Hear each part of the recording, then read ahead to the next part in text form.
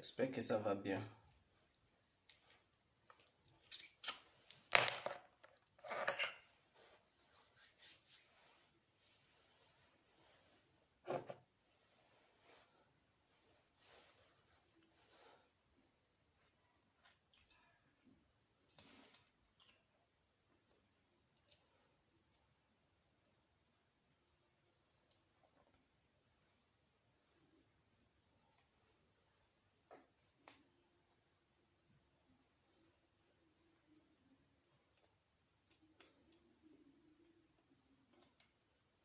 Alors, on va commencer.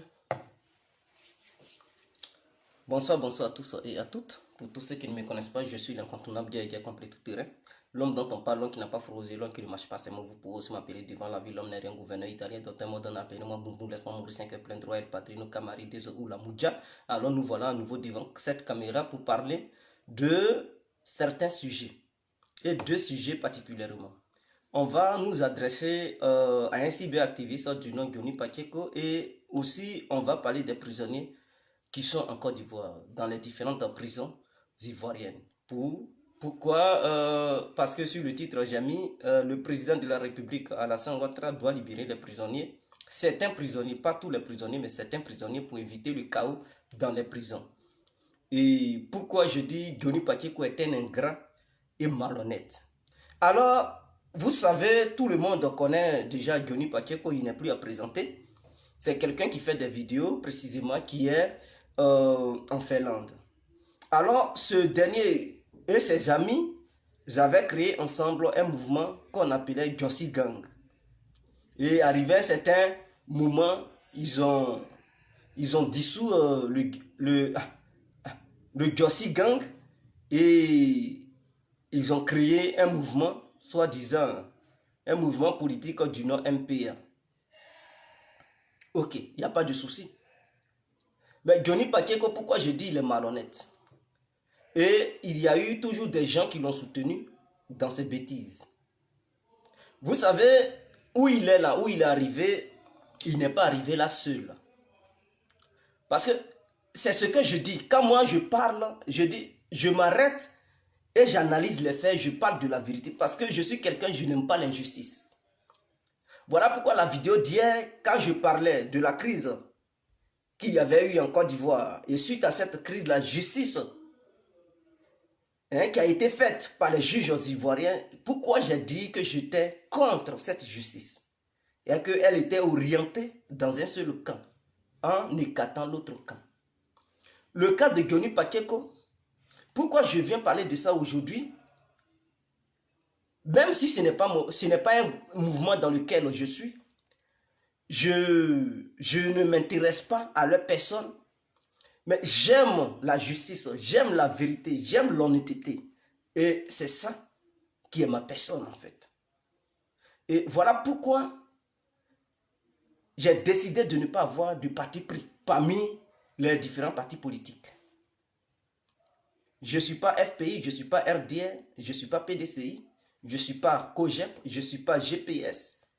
Je suis un citoyen libre qui s'exprime comme il veut, il critique là où il veut, il apprécie quand il veut. Donc ceux qui disent qu'ils ne me comprennent pas, je pense qu'à partir d'aujourd'hui, vous connaissez maintenant ma position. Je suis un citoyen libre. Je ne suis pas militant d'un parti politique en Côte d'Ivoire. Je suis militant de la Côte d'Ivoire et non militant d'un parti politique ivoirien. Ça fait deux choses qui sont différentes. Alors, le cas de Johnny Pacheco, pourquoi nous allons traiter son cas? Johnny Pacheco, il doit comprendre que lui seul, il n'est pas arrivé là où il est. Lui seul, il ne s'est pas fait. Lui seul ne s'est pas battu pour être là où il est. Il doit comprendre qu'il était dans un mouvement qui se nommait Jossi Gang. J'ai l'habitude de dire Jossi Gagnoa, mais qui se nommait Jossi Gang. Il doit comprendre que suite à ce mouvement, il y a eu bel et bien beaucoup de cyberactivistes qui étaient ensemble dans ce mouvement. Dont lui, Johnny, il était le porte-parole. Donc, il était le porte-parole de ce mouvement appelé Gyossi Gang. Excusez-moi, le mot Gyossi Gagnoua. Je suis tellement habitué à ça, mais je vais faire un effort pour ne plus dire Gyossi Gagnoua. Gyossi Gang. Il y avait les Dreboni, les dessins animés. Est-ce que vous comprenez? Il y avait les filles Babo, les Vivi Lamour, et j'en passe. Il y avait bel et bien d'autres personnes. Il y avait bel et bien d'autres personnes qui étaient au sein de ce mouvement. Mais comment se fait-il qu'il y avait même les Iva Hippo? Comment se fait-il qu'aujourd'hui, Johnny Pacheco et Vivi Lamour se retrouvent seuls et tous les autres ne font plus partie du mouvement? À chaque moment, il est le seul à qui les autres frustrent. Il est le seul à qui les autres critiquent. Il est le seul qui est honnête d'après ses propos. Parce que quand il veut prendre cette décision pour exclure les autres, il les accuse de tout nom. Il accuse ses compatriotes, ses amis de tout nom. Comme quoi ce sont ses amis qui ne sont pas bons. Et que lui, il est saint. Lui, il n'a jamais fait d'erreur. Il n'a jamais fait de faute. Suite à ça, il a chassé des dessins animés. Il a chassé des dessins animés. Soi-disant, dessin animé n'était pas bien, il était mauvais, ceci, cela. Et les gens l'ont soutenu sur cette piste en disant que le dessin animé était un élément mauvais, qui n'était pas bien. Et ils ont soutenu Johnny. Mais avant ça, il avait déjà chassé Iva Hippo. Il avait chassé Iva Hippo au sein de Gyossi Gang. Les gens avaient soutenu encore Johnny Pacheco pour dire, mais c'est bien, il faut chasser ceux qui ne sont pas bien. Or pourtant, avant que les gens ne puissent connaître le nom Gyossi Gang, il a fallu un travail de fond.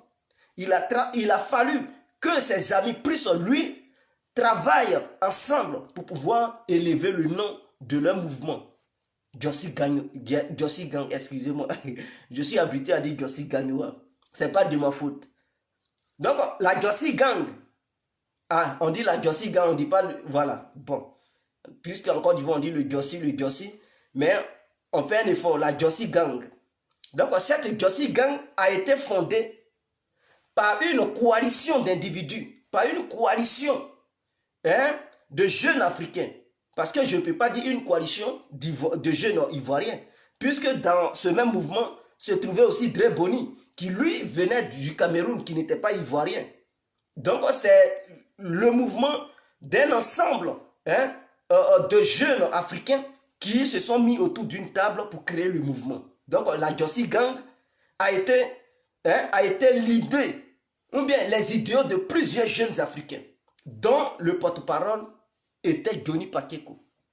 Mais suite à ça, puisque lui il était le porte-parole, mais tout ce qu'il disait, cela ne voulait pas dire c'est lui seul qui y pensait. Non, il n'était pas le cerveau, la tête pensante du groupe. Vous pouvez être dans un groupe, mais si tu as l'oratoire, si tu as la tchatch, mais les autres, ils peuvent avoir des idées. Ils peuvent te donner ces idées-là. Ils peuvent avoir des informations, ils te donnent ces informations et toi, tu viens, tu fais la vidéo.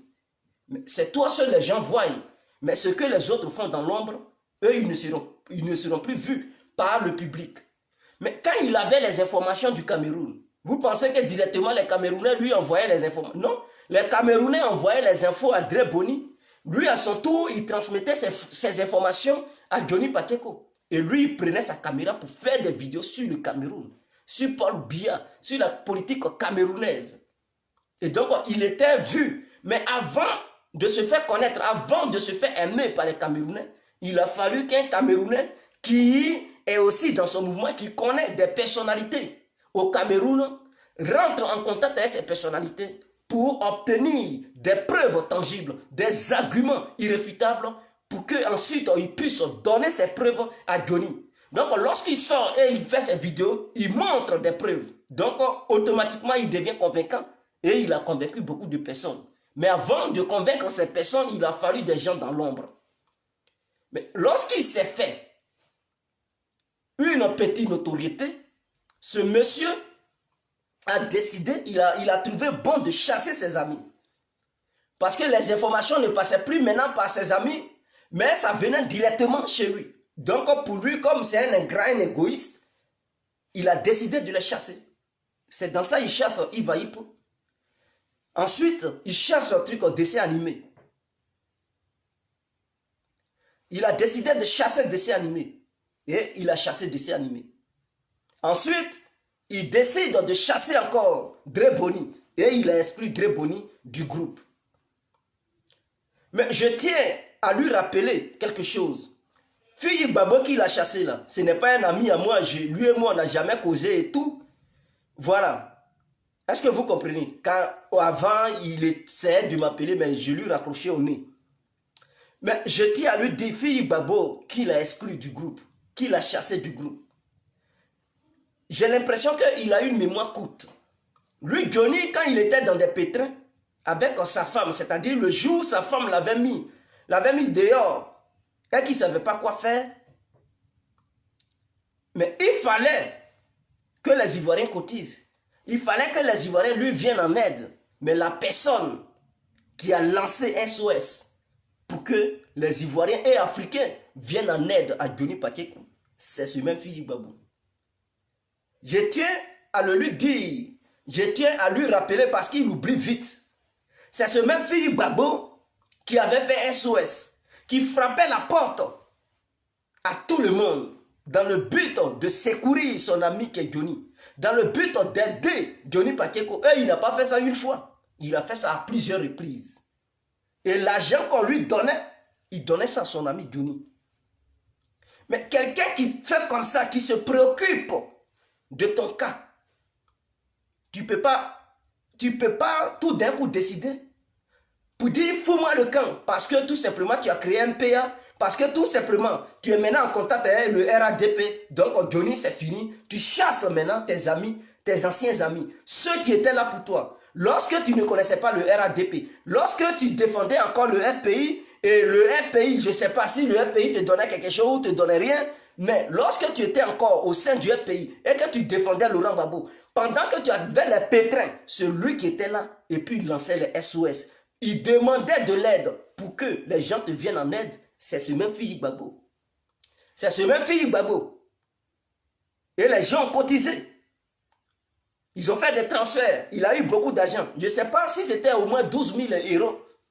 Et il t'avait envoyé ça en Finlande. Parce que tu avais besoin de cette somme pour louer une chambre d'hôtel en attendant que tu te trouves une solution. Et Philippe Gbagbo l'avait fait. Mais si c'était quelqu'un d'autre, il allait bouffer l'argent, il n'allait pas te donner. S'il était mauvais, il bouffait l'argent et puis ça ne va nulle part. Mais c'est parce qu'il était gentil. Il t'envoyait cette somme. Il t'envoyait cette somme. Et ce n'était pas la première fois. À chaque fois que tu avais des problèmes, tu dois te rappeler. Lorsque tu as été tabassé à Paris, et que tu étais dans un coma à Paris, tabassé par les Epekenyo et Taliban Choco, le gros, je sais pas, le gros Taliban Choco, le mannequin des gros, il s'appelle mannequin des gros d'après Charlie Paquin, il dit le mannequin des gros. Donc le mannequin des gros et Zepekenyo, lorsqu'il t'avait tabassé à Paris et que tu étais dans le coma, tu dois comprendre que Philippe Gbagbo a été là pour toi. Philippe Gbagbo là, il t'a défendu. Même si ce n'est pas battu à les autres, mais il était là matin, midi, soir. Au nom de Johnny Pacheco, pour ne pas que quelque chose de grave arrive à Johnny Pacheco. Tu sais, tu oublies vite. Et lorsque tu es sorti de l'hôpital, il t'a envoyé chez lui. Il pouvait te dire, fous-moi le camp. Et qu'on ne se connaissait pas en Côte d'Ivoire, c'est sur les réseaux sociaux, on s'est connus, je ne te loge pas, fous-moi le camp. Mais il t'a envoyé chez lui. Avant de retrouver ta femme et tes enfants en Finlande, mais il a fallu que lui d'abord, il prenne soin de toi. Pour que tu retrouves tes esprits avant de partir en Finlande. Est-ce que tu comprends? Mais malgré tout ça, tu n'as pas tenu compte de ça. Tu n'as pas tenu compte de ça. Et ce n'était pas le seul problème. À chaque fois que tu avais des soucis, ton histoire de passeport, lorsque tu voulais faire ton passeport et que tu criais ici sur tous les toits en disant que Ouattara avait bloqué ton passeport, c'est ce que tu avais dit. Ceux qui se rappellent, ils le savent. Que Bouki, Saint-Di Ouattara, Bouki, Ouattara Bouki, il a bloqué mon passeport. Et tu criais sur tous les toits. Mais les dessins animés, ils étaient obligés d'aller faire la diplomatie. Dessins animés, s'est déplacé pour aller voir des gens qui sont proches des ambassadeurs du Côte d'Ivoire, qui travaillent au sein de l'ambassade de Côte d'Ivoire, pour essayer de demander pardon à ce que toi, Johnny, tu retrouves ton passeport. Fille Babo aussi avait fait des vidéos, il t'a soutenu, il t'avait soutenu. Il t'avait soutenu. Lorsque tu avais ce problème de passeport, il ne t'avait pas laissé.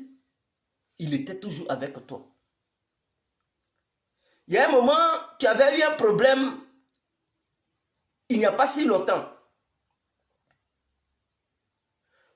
Lorsque tu avais fait une vidéo là, où tu parlais de ta femme, que tu avais demandé à ta femme d'aller au Nigeria, et que tu voulais faire venir ta femme. Et donc tu avais un problème avec les autorités finlandaises, et qui t'avaient arraché tes documents. Mais ce fille Babo t'a défendu ici. Et à un moment donné, tu n'arrivais plus à faire des vidéos parce que tu avais des soucis. Et tu avais aussi des soucis avec Stéphane Kipré, cette histoire de justice, soit disant que Stéphane Kipré était derrière toi et que Babo aussi était derrière toi. Mais ce même fille Babo, il t'a soutenu. Et tu avais besoin d'argent pour pouvoir payer tes avocats. Mais ce même fille Babo a lancé encore SOS pour demander aux gens de bonne volonté de cotiser pour venir en aide à Johnny Pacheco, pour que tu puisses payer les frais de tes avocats que tu allais prendre face à la plainte posée par Stéphane Kipré contre toi. Et il avait fait ça. L'argent là qu'il a eu, que les Ivoiriens lui ont donné, que les Africains lui ont donné, il a pris cet argent pour te donner ça.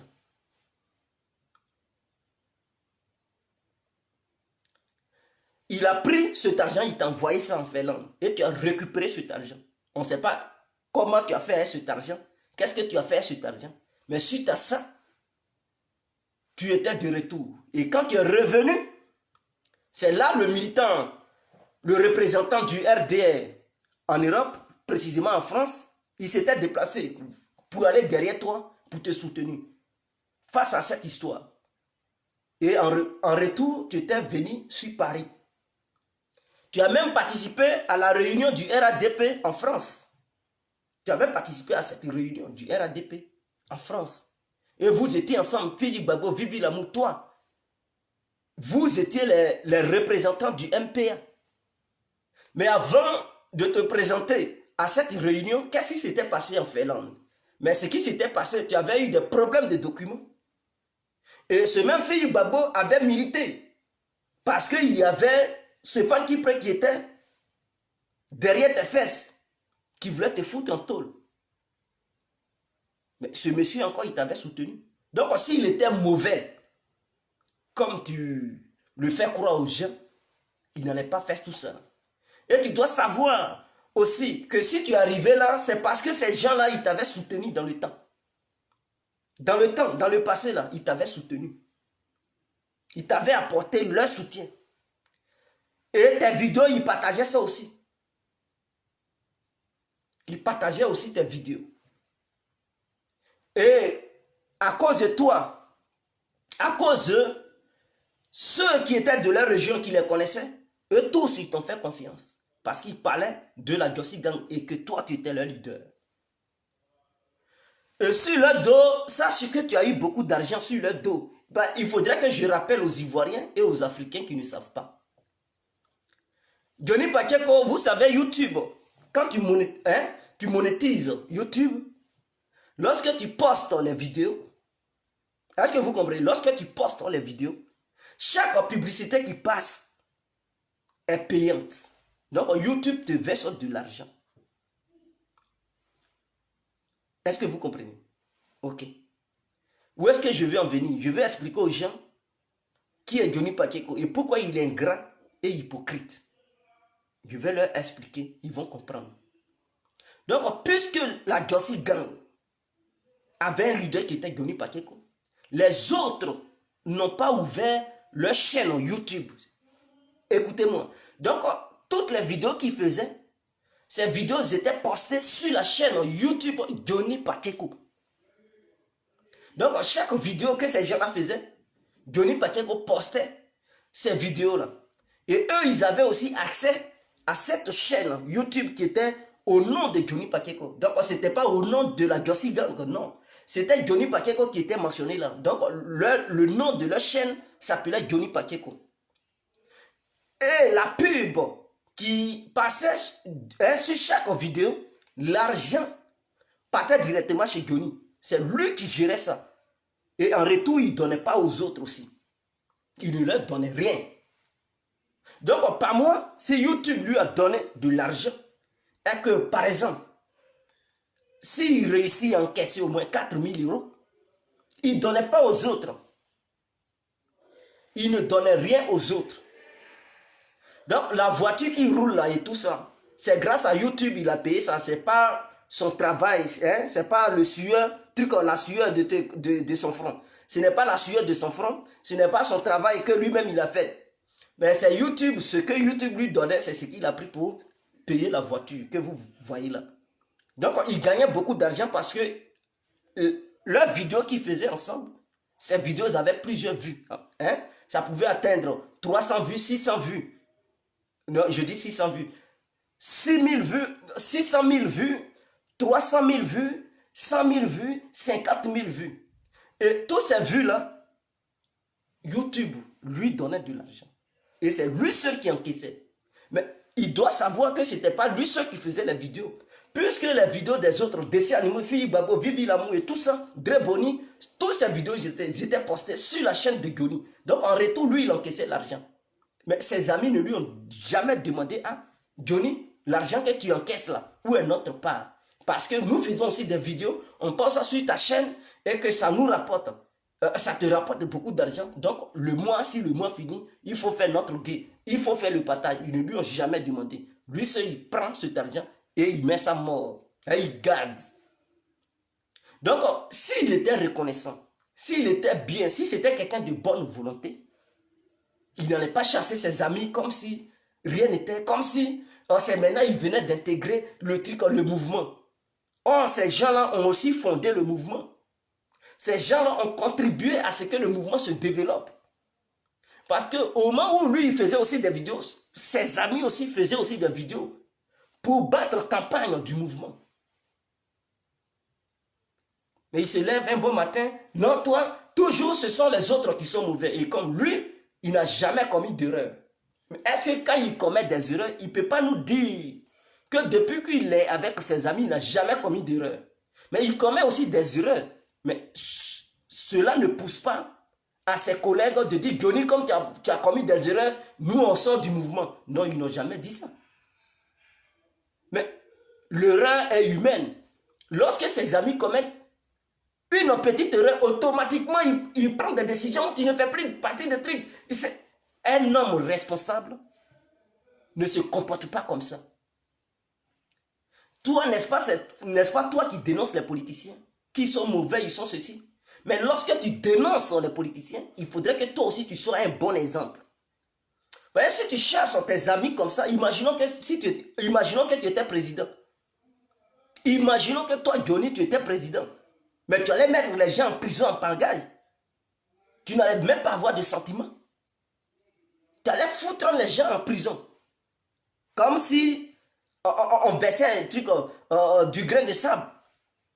Parce que tu es mauvais de nature. Tu es mauvais de nature. Tu as chassé tous tes amis.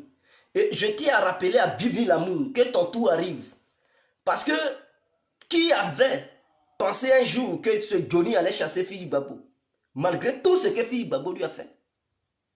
Il a réussi quand même à le chasser. Toi, Vivi l'amour, sache qu'un jour, je te dis ça aujourd'hui dans cette vidéo, tôt ou tard, d'ici 1 an ou 2 ans, tu seras aussi chassé. Il va dire que tu n'es plus membre de son mouvement MPA. Il va te chasser. Mets ça dans la tête. Quand tu verras cette vidéo, le jour où tu seras chassé, tu diras que Guégué avait dit ça. Il va aussi te chasser. Il va trouver des failles pour dire non, tu es mauvaise. Pourquoi il le fait? Il le fait parce qu'il veut bouffer seul. Il le fait parce qu'il se dit, lui maintenant il est reconnu par le gouvernement en place. Donc il faudrait qu'il soit seul, comme ça il va manger seul. Puisqu'il ne veut pas partager. Et les membres de son mouvement. Il ne veut pas partager, donc il veut bouffer seul. Voilà son problème. Sinon, s'il ne voulait pas bouffer seul, il allait garder toujours ses éléments. Et je tiens à lui dire que lorsque vous êtes dans un mouvement et que d'autres commettent des erreurs, il faudrait que tu appelles ces gens-là pour leur dire, ah, voici, voici, et vous réglez cela.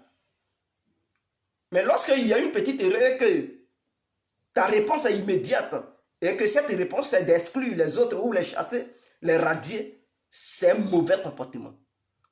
Et donc, si toi, en tant que leader du mouvement, tu as un mauvais comportement et que tu as réussi à chasser tous ceux qui ont créé le mouvement avec toi, imaginons ceux-mêmes qui n'ont pas créé ça avec toi, qui vont vouloir intégrer ce mouvement, mais tu vas encore les chasser. Et si tu réussis à chasser tes anciens collègues de lutte, tes anciens, tes potes qui t'ont défendu quand tu étais dans les moments difficiles, qui étaient là, qui ont frappé à toutes les portes pour te venir en aide, si tu as réussi à les chasser, c'est que ce n'est pas ceux qui vont être des nouveaux éléments pour pouvoir intégrer ton mouvement que tu ne pourras pas chasser. Tu vas toujours chasser les gens. Or, ton objectif, c'est de permettre à ton mouvement de grandir. C'est de t'imposer en tant que mouvement politique en Côte d'Ivoire. Mais tu ne sais pas que ceux-mêmes que tu chasses là, ils sont aussi influents. C'est un mauvais calcul que tu es en train de faire. Ceux que tu as chassés là, ils sont influents. Ils sont beaucoup suivis, ils sont influents. Mais tu les as chassés. Cela ne t'arrange pas toi-même. Parce que ce n'est pas seulement ta seule personne qui pourra t'aider à atteindre tes objectifs. Alassane Ouattara, il est influent. Mais avant d'y arriver, il lui a fallu des gens aussi autour de lui. Il lui a fallu les gens comme les Ahmed Bakeko, les Amadou Gon Coulibaly, les Soro Diom et tout. Cela ne veut pas dire que Ouattara n'était pas influent, il était influent. Mais pour y arriver, il lui fallait des gens aussi influents et durs autour de lui pour pouvoir atteindre son objectif. Laurent Gbagbo, ce n'est pas parce qu'il n'était pas influent, il était aussi influent.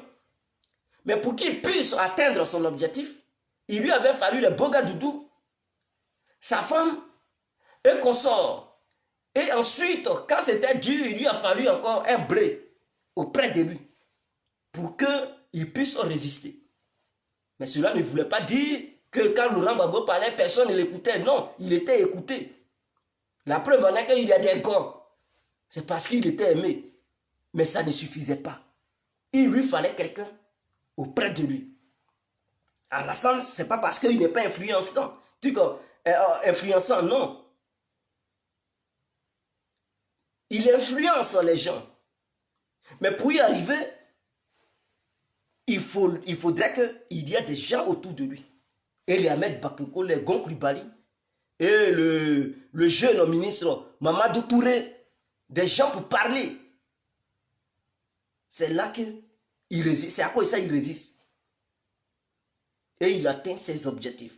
Donc si toi, en tant que petit leader, tu ne comprends pas ça, et que ceux avec qui tu as formé ce mouvement, au moment où ils sont devenus influents, tu les chasses. À chaque moment, tu les chasses.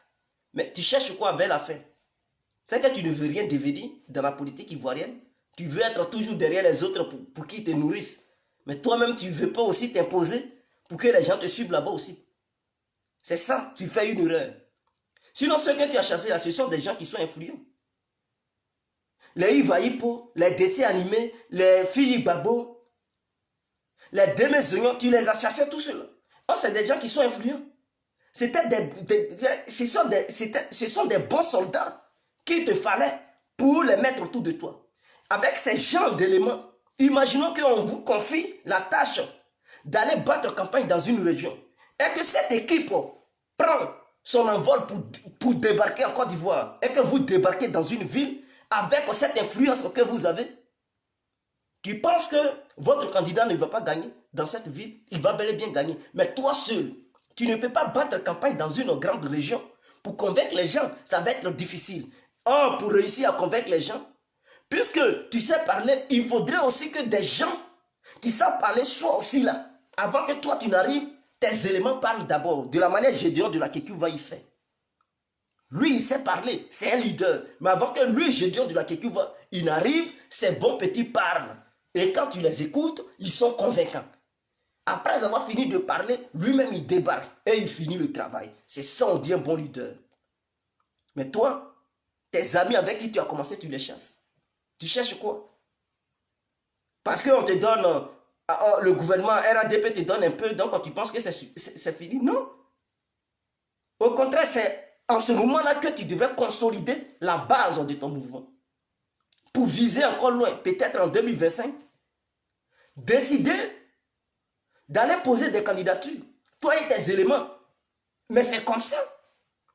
Tu demandais à tes éléments, est-ce que vous pouvez aussi poser vos candidatures dans vos régions pour qu'on puisse voir si on ne peut pas aller au sein de l'Assemblée nationale? Et c'est comme ça, toi et tes éléments, vous pouvez devenir des députés ou des maires en Côte d'Ivoire pour vous financer vous-même. Et à un moment donné, viser encore plus haut.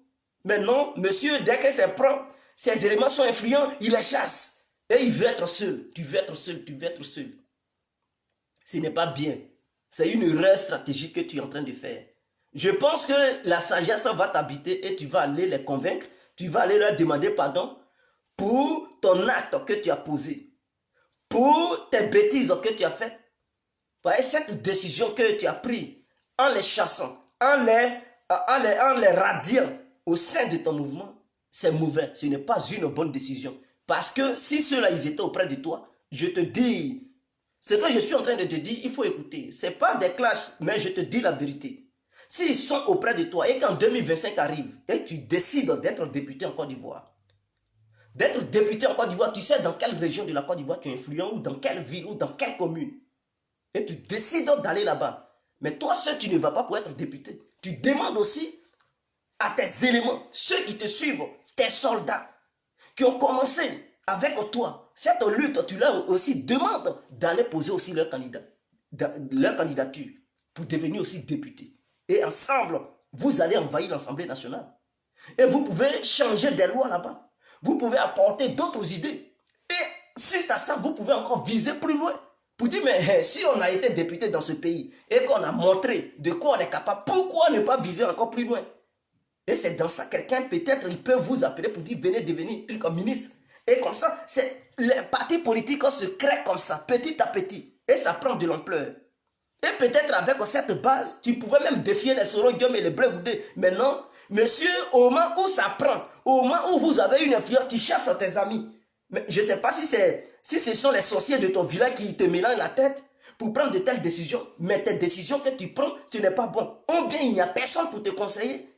Pour te dire, Johnny, ce que tu fais, ce n'est pas bien. Et te montrer une vision à long terme pour dire, si tu gardes cela, voilà. Tu ne sais pas que les politiciens aujourd'hui, ils cherchent des gens, des bons parleurs, des beaux parleurs et tout. Mais au sein du pays, tous ceux que tu avais recrutés, tous ceux qui étaient avec toi, ils étaient membres du pays. Si aujourd'hui ils sont devenus RADP, c'est à cause de toi. Parce que tu as réussi à les convaincre de soutenir le RADP. Donc à cause de toi, ils ont intégré le RADP.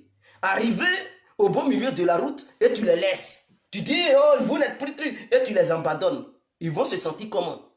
Ils sont obligés quand même de soutenir le RADP, même si ils ne veulent pas pour leur respect. Ils sont obligés de rester au sein du RADP. Mais ils sont allés là-bas à cause de toi. Et tu les abandonnes. Tu les fuis. Tu les laisses en cours de route. Pour dire non, moi je ne veux plus de vous. Regarde bien. Les politiciens de nos jours, ils cherchent des jeunes qui sont intelligents, qui savent bien parler. Parce qu'ils ont besoin de ces gens-là pour les envoyer sur le terrain. Or, toi, tu avais des bons éléments autour de toi. Tu avais des bons éléments. C'est comme si Babo, il avait que Blé Goudé et puis je ne sais pas qu'est-ce qu'il va mordre sa tête et puis il va dire Blé Goudé, je ne veux plus de toi. Mais automatiquement, un parti politique va prendre Blé Goudé pour dire viens. Mais c'est quoi? C'est comme si Alassane, pendant qu'il était dans l'opposition, il regarde de gauche à droite et puis il dit Soro, je ne veux plus de toi. En plein milieu de crise, il va dire Soro. Mais quelqu'un d'autre va recruter Soro rapidement. Et quand on est intelligent, on ne chasse pas celui qui peut t'apporter quelque chose. Or, ton mouvement, c'est pour faire grandir ça. C'est pour que les gens intègrent ton mouvement. Donc, ceux que tu as chassés là, ils ne sont pas du même village que toi. D'abord, tu dois comprendre ça. Ceux que tu as chassés, d'autres viennent de d'autres villes. Même si vous êtes de même ville, mais vous n'êtes pas de même village. Vous n'êtes pas de même quartier. Et donc, si ceux-là, ils étaient auprès de toi, tous ceux qui viennent de même village, de même ville que, ou bien de même commune que, mais ils vont vous suivre. Ils seront obligés de suivre MPA. Pourquoi? Parce qu'il y a des jeunes de leur quartier qui ils ont connu ou bien de leur commune, qui connaissent, qui sont influents et qui sont dans un mouvement. Donc, ils sont obligés. Et nous savons en Côte d'Ivoire, les gens, ils suivent, hein, ils supportent les leaders par communauté, par ethnie. Tu devrais le savoir quand même. Ce n'est pas à nous de t'apprendre ça. Mais lorsque tu cherches tes bons éléments et que tu penses que tu es trop arrivé, non, c'est une erreur stratégique que tu fais. C'est une erreur que tu es en train de faire. Est-ce que vous comprenez? Je ne suis pas venu ici, ce n'est pas des clashs. Parce qu'il y a des gens, ils ne réfléchissent pas. Lorsque tu parles, ils vont t'insulter. Hein, c'est Johnny, laisse Johnny tranquille parce qu'ils ne réfléchissent pas. Parce qu'eux aussi, ils réfléchissent comme Johnny. De la manière Johnny, il réfléchit et puis il prend les décisions n'importe comment, sans penser à demain. Là. C'est comme ça, eux aussi, ils réfléchissent. Donc, lorsque tu parles et que tu essaies de faire raisonner les gens, automatiquement, ils te voient comme un ennemi, ils t'insultent et tout. Moi, je ne suis pas dans insulter. Quand vous allez finir d'insulter, vous allez vous calmer. Mais ce que je dis, ceux qui sont cultivés, ils savent de quoi je parle. Et donc, ils ne vont pas rester là pour m'insulter. Même s'ils aiment Johnny Pakeko à mort, et qu'ils détestent les autres qui ont été chassés par Johnny, ils savent de quoi je parle. S'ils sont intelligents, hein, ils vont dire, ah, Guégué a raison. Et c'est de ça qu'il s'agit. Parce que vous, même que vous soyez d'accord ou pas avec moi, si Johnny Pakeko est arrivé là, si Jossy Gang s'est imposé, si les autres trucs se sont imposés, c'est parce que il y avait une bonne équipe autour de lui. Une bonne équipe qui savait communiquer. Une équipe qui avait aussi une influence. En dehors de lui, son influence, cette équipe aussi avait une autre influence. Qui bataillait, qui luttait pour imposer leur leader Johnny. Qui ripostait. Lorsque les gens attaquaient Johnny, eux aussi, ils étaient là pour riposter. Et défendre Johnny. Il ne s'est pas défendu tout seul comme il se défendait, mais il y avait aussi ces éléments aussi qui le défendaient. Mais il prend une décision, il les chasse. Pourquoi? Qu'est-ce qui t'a mordu la tête? Ouais, les dits anticonformistes, tout cela, il les a chassés. Donc, tu n'es pas un bon leader. Un leader, il recrute. Un leader, c'est pas quelqu'un qui chasse. Tu dois comprendre, pour fonder un parti politique, ton objectif, c'est de recruter un bon nombre de personnes. Ce n'est pas de chasser des gens. Toi, tu chasses. Au lieu de recruter, tu chasses. Tu fais le contraire de ce que les autres font. Oh, tu n'es pas encore un grand parti. Même les grands partis politiques, ils ne chassent pas leurs militants. Ils ne chassent pas les hauts cadres. Ils ne les chassent pas. Ils ne les chassent pas. Quand il y a justice, ils leur font la justice, mais ils ne leur disent pas, tu n'es plus truc, je te chasse. Non. As-tu déjà vu Alassane chasser un ancien haut cadre du RDR pour dire, à partir d'aujourd'hui, tu n'es plus RDR, quitte là, dégage. Il ne l'a jamais fait. S'il y a justice, il va dire, ah, tu as fait ça, je ne suis pas d'accord. Donc on laisse la justice te juger. Mais il ne prend pas un décret pour dire, non, tu n'es plus cadre du RDR ou bien RADP. Ce n'est pas comme ça. Car son objectif, c'est de recruter plusieurs personnes. Voilà pourquoi Alassane, sa politique, c'est de recruter les hauts cadres du PDCI RDA. Donc, il les recrute. Parce que son objectif, ce n'est pas de chasser, c'est de recruter. Or, Alassane est ton leader, mais tu ne suis pas ses pas. Mais tu suis quelqu'un, il faut suivre ses pas, son idéologie. Alassane, lui, il ne chasse pas, il recrute. Il fait tout pour recruter les bons éléments des autres partis politiques pour qu'ils viennent de son côté. Comme ça, il va avoir encore la force. Mais toi, les bons éléments qui sont auprès de toi, autour de toi, tu les chasses. Mais tu as cherché quel élément? Tu penses que savoir parler, c'est fini. Ça fait de toi un grand leader. Non, ça ne fait pas de toi un grand leader. Même pour que toi-même, tu puisses aller battre campagne, pour gagner. Tu sais parler, mais il faut aussi que des gens qui savent parler soient là pour toi. Comme ça, tu les envoies sur le terrain. Eux aussi, ils vont parler pour toi. Et ils vont te faire gagner. C'est comme ça dans la vie. Toi seul, là, tu ne peux pas te faire gagner. Tu dois le savoir. Donc si l'intelligence peut t'habiter pour revoir ta manière de faire, alors va leur demander pardon, demande-leur de revenir au sein de ton mouvement, parce que tu es en train de perdre une bonne chose, tu es en train de perdre des bons éléments. Je te dis, tu es en train de perdre des bons éléments. Et peut-être dans le futur, tu peux le regretter. On ne chasse pas parce qu'il faut chasser. On règle les choses en famille. Lorsque ça n'y va pas, on règle. Même quand Soro Diom devrait quitter Alassane, mais ils ont débattu beaucoup. Le RADP ne voulait pas que Soro parte. Parce que leur objectif, ce n'était pas de chasser Soro. Même ce qu'il faisait, lorsqu'il se rébellait contre Ouattara, Ouattara n'avait jamais voulu le chasser. Il allait dire, tu me manques de respect, je te chasse. Non. C'est Soro Diom lui-même, il a décidé de partir. L'objectif de Ouattara, ce n'est pas de chasser, c'est de recruter et renforcer son parti politique. Mais quand Soro devrait partir, il a tout fait pour maintenir ce dernier. C'est lui-même qui a voulu quitter le RADP. C'est ainsi qu'il est parti.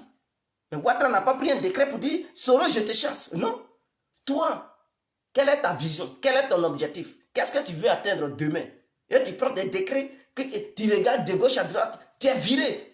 C'est comme ça qu'on fait la politique. Quand il y a un problème, vous réglez ça. Vous parlez en tant que des hommes. Tu es un homme, non? Tu es un garçon. Eux aussi, ils sont des garçons. Mais parler, discuter en tant que des hommes. S'ils t'ont frustré, ou bien ils n'ont pas suivi ton idéologie, et qu'ils ont fait autre chose, ou soit tu as appris qu'ils t'ont critiqué quelque part, ou bien ils ont parlé mal de toi à quelqu'un que tu n'aimes pas, ou bien ils ont fait alliance avec quelqu'un que tu n'aimes pas. Mais il suffit de les appeler et de discuter pour dire non. Ou bien tu peux être, tu dis bon, pour ta punition, on t'exclut pour un bon moment. Pas pour chasser, mais on t'exclut au moins pour 1 mois ou 2 mois. Tu peux parler, tu peux faire ta vidéo, mais ne parle pas au nom du mouvement pendant 2 mois. C'est une sanction pour ce dernier. Et après les 1 mois ou 2 mois, la personne peut maintenant refaire sa vidéo pour parler du mouvement. Tu sanctionnes la personne et non chasser la personne. Ça fait 2. Tu peux prendre des sanctions contre tes éléments qui désobéissent la ligne de conduite de ton mouvement ou bien de votre mouvement. Tu peux leur donner des sanctions et non de les radier. Donc, si c'est l'argent qui te pousse à les chasser parce que tu ne veux pas partager cet argent, mon frère, reviens en arrière. Parce que l'hypocrisie, Dieu aime la justice. Lorsque tu pratiques l'injustice, tu peux tomber. De la manière, tu fais un truc comme ça, parce que tu reçois de l'argent. Pour ne plus partager l'argent, tu les chasses. Tu trouves des prétextes pour les chasser comme ça. Toi, ceux que tu vas bouffer, tu risques de tomber un jour. Tu risques d'être dans un pétrin. Et ceux qui t'avaient soutenu, ou bien ceux avec qui tu manges, ils peuvent rompre les liens. Ils peuvent dire, nous, on s'en fout de toi. On ne te soutient pas. Et c'est là que tu auras besoin de tes anciens amis qui te soutenaient lorsque tu étais dans des pétrins. Tu auras besoin d'eux. Quand tu vas te retourner vers eux, ils vont te dire non, mon frère, fous-nous le camp. Parce que tu es malhonnête, tu n'as pas été reconnaissant. Avec tout ce qu'on avait fait, tu nous avais chassés parce que tu gagnais de l'argent. Maintenant que tu ne gagnes plus rien, tu reviens, non, on ne veut plus de toi. Tu sais, un milliardaire peut devenir pauvre et un pauvre peut devenir milliardaire. Fais attention à ce que tu fais. Fais attention à tes décisions que tu prends. Donc, je laisse ça. Maintenant, pourquoi Alassane Ouattara doit libérer certains prisonniers? Je n'ai pas dit tous les prisonniers, mais certains prisonniers en Côte d'Ivoire pour éviter le chaos au sein de notre pays. Vous savez, nos prisons sont surpeuplées. Au sein des cellules, il y a assez de prisonniers. Vous-même, vous partez dans les prisons pour aller visiter les prisons et voir les prisonniers. Vous savez, il n'y a même pas d'espace. Et c'est sale. L'intérieur de ces cellules sont tellement sales. Or, de nos jours, on dit pour lutter contre le coronavirus, il faut la propriété. Donc, toi qui ne vis pas dans une prison, toi qui laves chez toi matin, midi, soir, toi qui laves tes mains, tu es propre, tu dois changer tes vêtements. Mais le prisonnier, lui qui n'est pas propre, parce qu'il ne peut pas changer ses vêtements comme il le veut. Il est dans une prison. Il ne peut pas laver ses mains comme il le veut. Parce que l'eau, c'est tout un problème dans les prisons. Là même où il dort, c'est la saleté. En plus, ils sont nombreux. Dans une seule cellule, ils s'accumulent. Ils sont accumulés dans la cellule. Et c'est tout un problème. Pour respirer, il n'y a que l'odeur. Il respire que les odeurs nauséabondes. Alors, imaginons en Côte d'Ivoire, il y a déjà 400 cas, 448 cas. Donc, 448, aujourd'hui, je pense que le nombre va augmenter encore. Les chiffres vont monter. Donc, on est presque à 500 cas. 500 personnes. Sinon, il y a pour le moment 448 personnes qui sont atteintes. Maintenant, je pense que ça, c'était le bilan d'hier. Mais aujourd'hui, combien de personnes qui vont s'ajouter? Donc, je pense qu'aujourd'hui, on va arriver à un bilan de 500 personnes. Il n'y a pas de souci. Donc, vous comprenez que les chiffres augmentent. Ça ne s'abaisse pas, mais ça augmente de jour en jour. Imaginons qu'un tel virus s'infiltre dans une prison en Côte d'Ivoire. Mais c'est le carnage total. C'est un massacre, pas possible, parce que ça va tuer les prisonniers. Ça va ôter la vie à plusieurs prisonniers. Or, pourtant, ces prisonniers, il y a d'autres. Il leur reste maintenant 1 mois pour finir leur peine. D'autres, il leur reste 6 mois pour finir leur peine. Mais puisque nous sommes en Afrique, au lieu de leur donner une petite grâce présidentielle pour les libérer, enfin, d'éviter la mort en pagaille au sein de nos prisons, ils vont dire non, non, non, il n'a qu'à finir de purger sa peine. Il n'a qu'à finir. Si c'est 1 mois, il doit finir. Et avant sa sortie sur Covid-19, le tue au sein de la prison. On fait comment? Ça devient un crime contre l'humanité. Alors pour éviter ces crimes, pour éviter que les gens meurent, ceux dont il reste maintenant 1 an pour qu'ils sortent, ils ont déjà purgé plusieurs années. Peut-être ils avaient eu 5 ans. Il y a d'autres qui ont déjà fait 4 ans. 1 an, il leur reste 1 an pour sortir. On dit voilà, coronavirus. Quand même, on peut leur donner cette petite grâce présidentielle pour dire, ah, le gouvernement prend un décret. Ceux qui ont maintenant 1 an de peine à faire pour sortir, pour être libre, ceux qui ont 6 mois de peine à faire, 1 mois, 2 mois, 3 mois de peine à faire pour sortir, le président prend une décision pour vous libérer, pour pouvoir permettre d'avoir assez d'espace dans les prisons et mieux contrôler les prisonniers. Et suite à ça, le gouvernement va envoyer une équipe pour désinfecter les cellules des prisons du Côte d'Ivoire. Parce que là-bas, ça sent, ça pue. Allez-y à la Maka et vous verrez qu'au sein de la Maka, vous-même, vous qui quittez au dehors pour rentrer à la Maka, l'odeur qui vous accueille, lorsque vous êtes devant les cellules, il y a des odeurs bizarres. Un coronavirus n'aime pas l'insalubrité. C'est une maladie que tu peux combattre suite à la propriété. Parce qu'il n'y a même pas de truc de médicaments. Il n'y a pas de remède. Et ces prisonniers, le pire, c'est qu'ils sont affaiblis. Ils sont là-dedans. Il y a d'autres, ils sont malades. Il leur reste 1 an pour qu'ils sortent. Il leur reste 3 mois pour qu'ils sortent. Ou bien 6 mois pour qu'ils sortent. Mais ils sont affaiblis. Ils sont malades. Il y a d'autres, la gale. Et tout ça. Ils ne mangent pas bien. Vous voyez, leurs côtes sont sorties. Mais ceux-là, si Covid-19 rentre là-bas, mais ça va faire la mort en pagaille. Des morts. En une journée, il y aura plusieurs morts. Même si le ministre Ahmed Bakayoko, qui se lave matin, midi, soir, qui est propre, s'il a été infecté, c'est prisonnier qui ne se lave pas tout le temps là, qui ne va pas être infecté. Le ministre de la Défense et le maire d'Abobo, qui se nomme Ahmed Bakayoko, qui est lui propre, qui prend les bons parfums, les vestes, qui est tout le temps propre. Madame s'occupe de lui. Il a été infecté. Ce n'est pas le prisonnier qui n'a pas sa famille auprès de lui, qui est lui-même sale, qui est déjà fatigué, qui a la gale sur lui. Ce n'est pas lui, Covid-19 va rater. Raphaël Laurent, il dit la prison est faite pour ça. Non, il ne faut pas être si méchant que ça.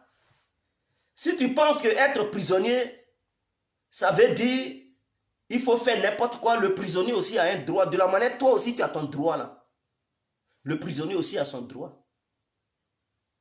Et l'erreur humaine, ce n'est pas parce qu'il est prisonnier qu'il ne mérite pas d'être bien traité. Ce n'est pas parce qu'il est prisonnier que les mesures que le gouvernement prend pour ceux qui ne sont pas en prison, que ceux-là aussi, ils ne doivent pas aussi mériter de ces mesures. Tony Cross Jr. Oui, frère, bonsoir. Donc, vous comprenez, ce n'est pas parce qu'ils sont prisonniers qu'ils ne méritent pas le bonheur. Parce que de la prison, il peut sortir de la prison et toi qui n'es pas prisonnier, il peut venir te gouverner demain, être président, être ton président et tu vas exécuter ce qu'il te demande de faire. De la prison, il peut sortir de la prison, créer une société et toi qui n'étais pas prisonnier, il peut t'embaucher. Donc être prisonnier n'est pas la fin du monde. Être prisonnier ne veut pas dire mériter la mort. Être prisonnier, c'est parce que c'est quelqu'un qui est dans la société qui a commis une erreur. Et pour ça, il a été puni. Mais dans sa punition, lorsqu'il y a un danger, et qu'on voit que, étant dans sa punition, ce danger peut lui coûter une vie, alors on prend des dispositions pour sauver sa vie. Est-ce que vous comprenez? Donc ceux qui sont en dehors parce qu'ils ne sont pas encore prisonniers et qui tiennent des propos haineux, mais imaginons que vous qui tenez ces propos, vos propres frères se trouvaient dans ces prisons.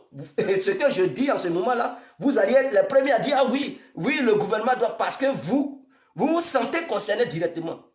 Puisque les membres de vos familles s'y retrouvent, donc vous allez dire, oh le gouvernement. Mais si vous n'avez pas de famille là-bas, aucun parent là-bas, c'est là que vous devenez radicaux.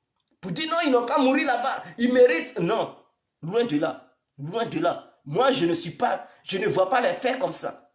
Je ne vois pas les choses comme ça. On doit, de la manière dont on désinfecte les rues d'Abidjan et les rues des autres villes du pays, c'est comme ça aussi, on doit désinfecter les cellules des prisons. On doit nettoyer là-bas, voir laver leur truc couette, leur drap, leur matelas, leur natte, on doit laver, désinfecter en fait, pour au moins leur garantir,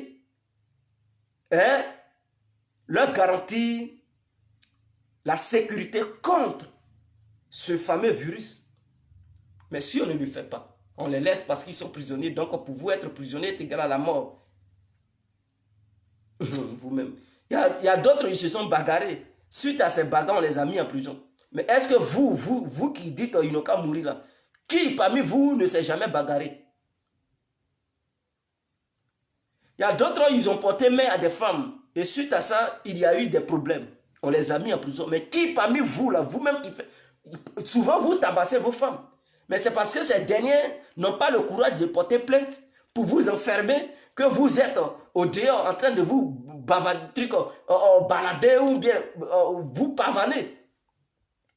Donc, ceux qui se retrouvent dans de telles situations, étant en prison, ils sont pareils comme vous. Mais ils n'ont pas eu la chance, comme vous, de la manière vos femmes se sont tues. Elles n'ont pas voulu porter plainte. Eux, peut-être leurs femmes ont porté plainte. Peut-être leurs copines ont porté plainte et ils se sont retrouvés en prison. Donc vous êtes pareil. La différence est que toi, personne n'a porté plainte. Lui, ils ont porté plainte. Là, toi, tu te retrouves en liberté, tu vis et tu es heureux. Il ne faut pas vouloir sa mort. Puisque ce qu'il a fait, toi aussi tu as déjà fait ça. Qui n'a jamais volé parmi vous? Mais souvent, parmi vous, il y a des gens qui ont déjà volé. Mais si on ne vous a pas attrapé, vous êtes en liberté. Lui, par malheur, s'il a volé, qu'on l'attrape, on le met en prison. Mais vous êtes pareil. C'est parce que toi, tu as eu la chance, tu n'as pas été arrêté, voilà pourquoi tu es en liberté. Et toi qui as fait les mêmes faits que lui, tu veux que lui, il meure. Pendant ce temps, toi, tu veux que tu restes en liberté. Tu es sérieux là? Donc, je pense que c'est clair. C'est ce que je tenais à dire, que le gouvernement fasse un effort. Vous voyez, en France, ils ont au moins libéré 10 000 prisonniers. 10 000 personnes. Ce n'est pas petit. 10 000. Ça veut dire, à partir de ceux qui allaient faire maintenant un an, il leur restait un an de peine. à partir de 1 mois, tous ceux-là, on les a fait sortir pour obtenir un peu d'espace dans les prisons et leur permettre de ne pas, ceux qui sont restés, leur permettre d'être en bonne santé et de ne pas se faire infecter par le virus. Donc, un pays normal, c'est de prendre les bonnes initiatives. Parce que si tous les prisonniers de Côte d'Ivoire ils sont infectés, c'est encore un danger. Parce que ce que l'État va faire au sein de la société, si ceux qui sont en prison, ils sont infectés, le jour où ils vont sortir, ils vont aller contaminer aussi les autres. Donc, on savait dire qu'ils n'ont rien fait. Et la maladie encore va revenir, une deuxième vague, va frapper encore la Côte d'Ivoire, ça ne sera rien. Donc, il faut prendre les bonnes initiatives pour ne pas que ceux qui sont en prison, il y a d'autres, il leur reste 1 mois. Mais s'ils sont infectés avant leur sortie, s'ils sont infectés et que le gouvernement n'a pas pris de décision pour les aider, ou bien les faire sortir avant ça, et qu'ils sont infectés au sein des prisons, le jour où ils vont sortir, ceux qui n'étaient pas contaminés, qui étaient au dehors, eux aussi vont rentrer dans cette société, ils vont aller contaminer les autres. Et l'État ne pourra pas lutter contre ça efficacement. Et si c'est comme ça, il veut fonctionner, mais ça va aller en pagaille. Voilà pourquoi l'Europe, ceux qui étaient dans les centres fermés, les migrants, les sans-papiers qui étaient dans les centres fermés et tout, mais ils étaient obligés de libérer tous ces gens-là. Ils étaient obligés de les libérer. Parce qu'il y avait un danger. Ce n'est pas parce que tu n'as pas papier, ils t'ont attrapé, on veut te rapatrier dans ton pays, qu'on dit qu'il y a une maladie qui arrive, et que si ça rentre dans le centre, ça va tuer des gens. Tu dis, oh, mais de toute façon, il n'a pas papier, donc si une maladie veut, maladie n'a qu'à... Est-ce que où tu as jeté ton côté humain? Ils étaient obligés de les libérer. Et ceux qui étaient dans les rues, je ne connais pas l'histoire de France, mais ceux qui étaient dans les rues, ils ont trouvé bon de trouver des moyens et les loger. Parce que, qu'est-ce qu'ils se sont dit? Tous ceux qui étaient dans les rues, s'ils ne s'occupent pas de ces gens-là, et qu'ils les laissent, on dit, oh bon, ils ne méritent rien, ils n'ont qu'à rester là de toutes les façons, ils n'ont pas de situation, ils n'ont qu'à crever dans les rues. Ok, vous les laissez, ils sont contaminés. Le jour, ceux qui sont en confinement, ça va maintenant chez eux, vous les laissez. Mais ils vont aller se mélanger avec ceux qui étaient au dehors, qui n'étaient pas confinés, aussi qui étaient des sans-abri et tout. Mais les sans-abri aussi vont contaminer ceux qui étaient à l'abri. Et la maladie va ressurgir. Et l'État va encore dépenser beaucoup d'argent pour encore mettre encore les gens en confinement. En voyant ça, ils ont dit, donc ceux qui sont au dehors, là, il faut trouver des solutions pour essayer de les mettre à l'abri et les traiter au même pied d'égalité que ceux qui ont des situations.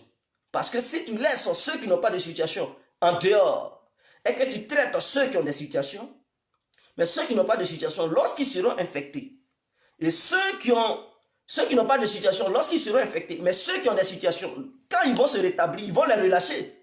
Dans tous les cas, c'est dans la même société, ils vont se retrouver avec ceux qui n'avaient pas de situation et qui possèdent cette maladie. Ils vont aller ensemble dans les mêmes supermarchés.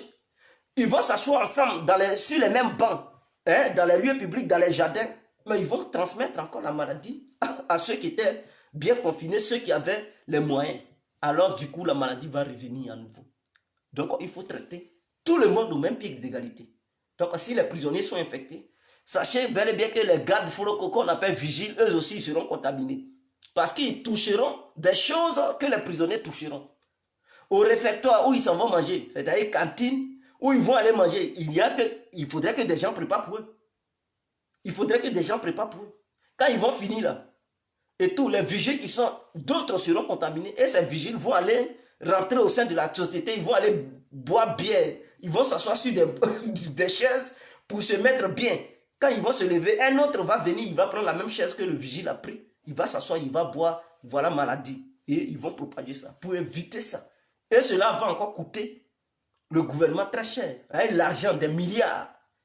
Or, ces milliards, s'ils prennent bien, au lieu de libérer des prisonniers et lutter efficacement contre la maladie, pour ne pas trop dépenser, s'ils veulent un prisonnier et puis on les laisse, et ces prisonniers, ils sont contaminés, non seulement ils vont beaucoup mourir, l'État va dépenser à les enterrer.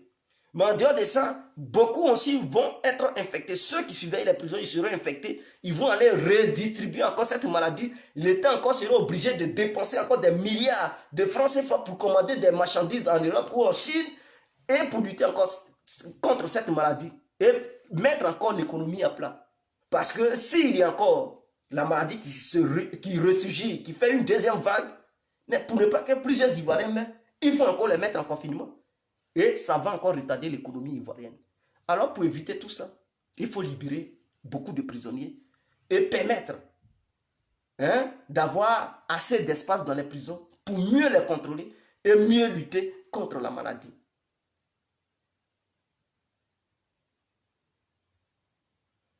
Tony Cross Junior, merci. Donc j'aimerais lancer un dernier message pour tous ceux qui aimeraient faire des vidéos, qui aimeraient s'exprimer. Peu importe, tu peux soutenir ton candidat, tu peux soutenir ton parti politique. Ici, cette page, ce n'est pas une page pour dire, c'est une page qui doit soutenir un seul parti politique, non. Tu peux être pro-Alassane, tu viens, tu défends les idées d'Alassane. Tu peux être pro-Gbagbo, tu viens, tu défends les idées de Gbagbo. Tu peux être pro-Soro, tu viens, tu défends les idées de Soro. Tu peux être pro-Blé Goudé, tu viens, tu défends les idées de Blé Goudé. Tu peux être pro-Bédié, tu viens, tu défends les idées de Blé Goudé. Ou bien toi-même, tu crées ton propre mouvement, tu viens, tu défends les idées de ton mouvement. Ou bien tu es pro-Côte d'Ivoire, tu viens, tu défends les idées pour les Ivoiriens dans leur ensemble. Donc, tous ceux qui aimeraient faire des vidéos pour venir s'exprimer, il n'y a pas de condition pour dire il ne faut pas parler de tel leader. Non, non, non. Ici, on parle de tout le monde. Mais si moi-même je suis en erreur, tu peux m'allumer sur cette page et puis il n'y a rien. Tu décolles, on peut aussi t'allumer et puis ça ne va nulle part. Ce n'est pas parce que tu m'as attaqué, on va dire non, tu n'es plus. Non, non, non, ce n'est pas comme ça. Donc, tous ceux qui aimeraient faire des vidéos, vous pouvez nous contacter. Envoyez un message à Info Afrique ou bien je donne mon WhatsApp 0032 46 52 54 128. Je répète, 0032 46 52 54 128. Ça, c'est mon WhatsApp. Vous écrivez, vous nous dites, vous m'écrivez pour me dire, Guégué, je vais faire des vidéos, tu me donnes le nom de ton Facebook, je t'ajoute sur la page. Et là, tu es administrateur, tu peux faire tes directs. Ou soit, tu veux me contacter sur mon propre Facebook, c'est Gyiwen Guégué. Donc, Gyiwen Guégué s'écrit, Gyiwen s'écrit D-J-I-O-U-E-N. C'est Gyiwen. Et vous écrivez Guégué à part. Guégué s'écrit comme vous le savez. D-J-E-D-J-E. Voilà, vous tapez ce nom, vous allez me voir. Vous m'envoyez un message. Guégué, je veux être aussi administrateur sur la page pour faire des directs et m'exprimer, apporter ma position. Mon frère, la page est ouverte pour toi. Ma soeur, la page est ouverte pour toi. Donc, sur ce, on se laisse citer l'incontournable bien compris. Vive la Côte d'Ivoire, vive les Africains. Et que Dieu sauve l'humanité tout entière qui est en difficulté face à cette maladie. Et n'oubliez pas, prenez des précautions pour éviter la maladie et respectez les ordres donnés par les autorités ivoiriennes et aussi les autorités de chaque pays d'où vous venez pour éviter le pire. C'était moi, l'incontournable. Ciao, en ensemble.